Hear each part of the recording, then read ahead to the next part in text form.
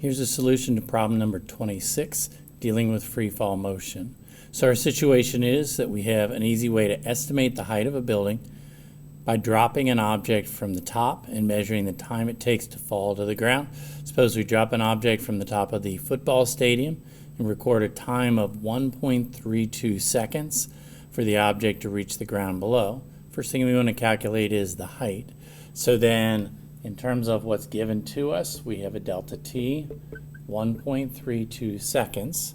We know that the object is in free fall, and if it's in free fall, nothing else acting on it besides gravity, then we know the acceleration downward, or negative 9.8 meters per second squared. We also know that it is dropped, so that means the initial velocity is 0. And what we're calculating is the height, which would be a delta y. So then in part A, that gives us enough to use the motion equation. Delta y is equal to vi delta t plus 1/2 a delta t squared, and then plug in our numbers. So delta y is what we're solving for.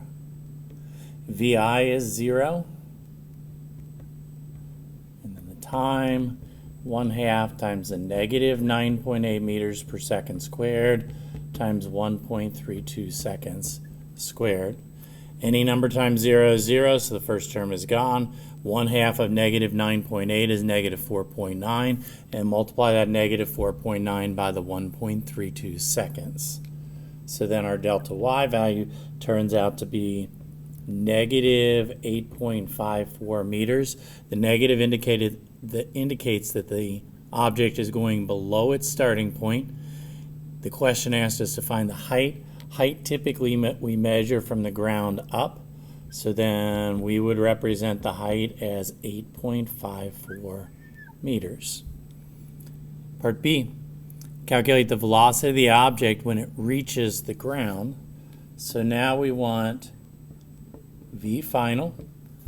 Okay, we have enough to use really any of the other motion equations, so it's pick your favorite motion equation. So I'm going to go Vf is equal to Vi plus a delta t. So then Vf is equal to, initial velocity was 0, plus acceleration is a negative 9.8, and then our time is 1.32 seconds. That's going to give us a final velocity of negative 12.94 meters per second. The negative represents downward, so we're always going to write what those negatives mean, because it could be downward, it could be left, it could be backwards. So then our final velocity is 8.94 meters per second downward. Now, part C. Divide the height you found in part A in half. Find the time it took for the object to fall through the first half of the height from the top to the middle, and find the time it took the object to fall through the second half from the middle to the ground. So then on part C, let's go first half.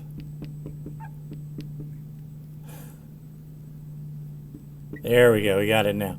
First half. So about the first half of the motion, at the top we know it starts from 0. Okay, the first half in terms of a delta y, the total height was a negative, or the drop was a negative 8.54, so this would be half of negative 8.54 meters. And then we know it's in free fall motion, so acceleration is a negative 9.8 meters per second squared. Now, we want to calculate the time. That gives us enough to use the same motion equation we used up here in part A.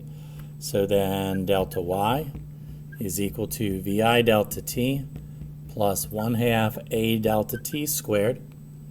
So then this is going to give us 1/2 of negative 8.54 meters is equal to Vi is 0. 0 times delta t will be 0. And then 1/2 times a negative 9.8 times delta t squared. So do your algebra, solve down for your delta t. we get that delta t for the top portion of the fall to be 0.93 seconds. Now we want the time for the bottom portion of the fall also. There's a long way and there's a short way to do it. The long way is actually to use a motion equation.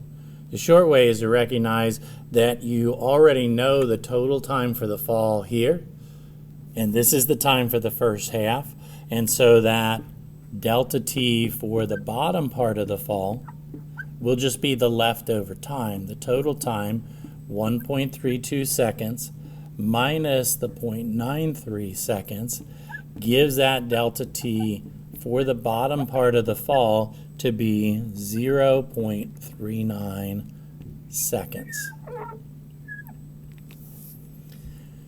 And that's the free fall motion problem. Ponder physics.